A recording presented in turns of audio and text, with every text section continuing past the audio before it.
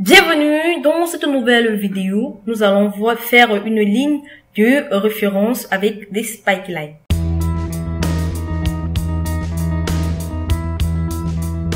Une caractéristique utile qui amène dans les graphiques spike line est une ligne de référence. Par exemple, il peut être utile de montrer les performances par rapport à un objectif. Donc, si l'objectif est affiché en tant que ligne de référence dans un graphique spike line, l'utilisateur peut voir rapidement si les performances d'une période ont dépassé l'objectif. Une approche consiste à écrire des formules qui transforment les données puis à utiliser un axe spike line comme une fausse ligne de référence. Donc, nous avons cette feuille de calcul que j'ai nommée ligne de référence qui montre tout simplement un exemple palpable. Nous avons là des étudiants qui ont un objectif de lecture mensuelle de 500 pages. La plage de données montre les pages lues avec les lignes de spike line dans la colonne H. Et là, nous avons les pages lues pendant les 6 premiers mois, donc de janvier à juin. Donc, comme vous pouvez le constater, il est impossible de savoir qui a dépassé l'objectif ou quand l'a-t-il fait. Une série inférieure de lignes de spike line au niveau de ce tableau, voilà, qui montre une autre approche, mais nous avons tout simplement transformé les données de telle sorte que l'atteinte de l'objectif est exprimée par 1 et que le non-respect de l'objectif est exprimé par -1. Donc, la formule a tout simplement été entrée dans chaque cellule de ce tableau. Voilà, ici, nous pouvons constater que là, nous avons la condition si B6, qui est tout simplement le nombre de pages d'objectifs mensuels qui est de 500 pages. Donc, si B6 est inférieur à le nombre qui est contenu pour janvier pour l'étudiant Anne, voilà, il affiche tout simplement 1, sinon il affiche -1. Comme vous pouvez le constater, 450 est totalement inférieur à 500. Donc, c'est la raison pour laquelle vous avez tout simplement -1. Donc, c'est la même formule qui a été affichée, voilà. Nous voulons tout simplement voir si l'objectif mensuel a été atteint. Voilà, par exemple, pour Anne, pour le mois de février, qui est toujours inférieur à 500. Voilà pourquoi il affiche -1. Si on prend par exemple le cas de Hélène, voilà, pour le mois de janvier, son objectif, Hélène pour le mois de janvier qui a 790 pages lues pour le mois de janvier, vous pouvez constater que elle a tout simplement atteint les objectifs mensuels, raison pour laquelle la valeur qui est attribuée dans cette case est tout simplement la valeur 1. Et là, nous avons tout simplement notre graphique spike line qui a été affiché, qui est beaucoup plus visible pour voir la tendance par rapport à chaque étudiant. Les étudiants qui ont atteint l'objectif mensuel pour chaque mois et ceux qui ne l'ont pas atteint. Alors, en utilisant les données transformées, les spike lines positifs et négatifs sont utilisés pour visualiser les résultats. Nous avons ici cette approche est meilleure que l'original, mais elle n'apporte pas de différence de magnitude. Donc, par exemple, vous ne pouvez pas dire si l'élève a raté l'objectif d'une page ou de 500 pages. Nous avons une autre approche. Ici, les données d'origine sont transformées en soustrayant l'objectif des pages lues. Donc, la formule est tout simplement entrée dans toutes les différentes cellules. Voilà, la formule exprime tout simplement que nous voulons la différence entre l'objectif mensuel et le nombre de pages lues pour chaque mois. Et là, nous avons la différence par rapport pour chaque mois. Voilà. Et la même formule a été appliquée dans chaque cellule avec les différents étudiants et les différents mois. Donc, cette formule a été tout simplement entrée dans toutes les cellules. Et comme vous pouvez le constater, nous avons un groupe de spike line positif, un groupe de spike line qui a tout simplement été affiché au niveau de la colonne H. Ce groupe a le paramètre affiché d'axe. Si nous vérifions le paramètre d'affichage, donc voilà, nous allons au niveau de création, au niveau des paramètres d'affichage des axes, nous allons constater qu'ici, il s'agit des axes automatiques pour chaque graphique de Spikeline au niveau des valeurs minimales. Et au niveau des valeurs maximales, nous avons plutôt identique pour tous les graphiques du Spikeline. Voilà, au niveau des valeurs minimales, nous avons automatique. Voilà, les valeurs minimales ont été ont été renseignés avec des marqueurs rouges pour tout le graphique, pour tout le groupe de Spikeline.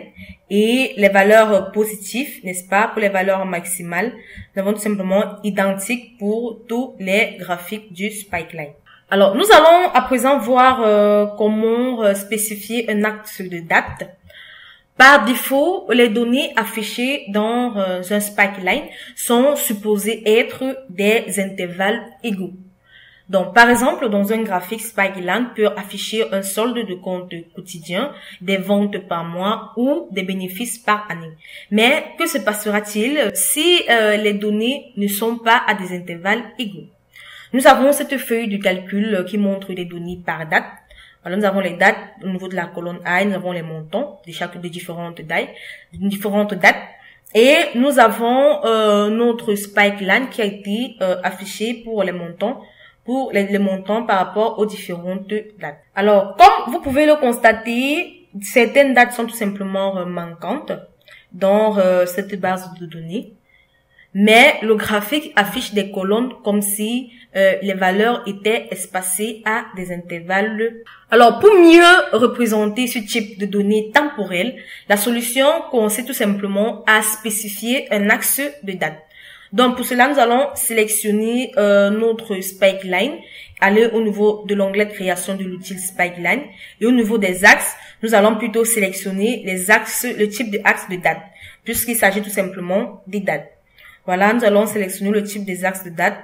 Et là, nous avons tout simplement une boîte de dialogue paramètres graphique Spikeline plage de date.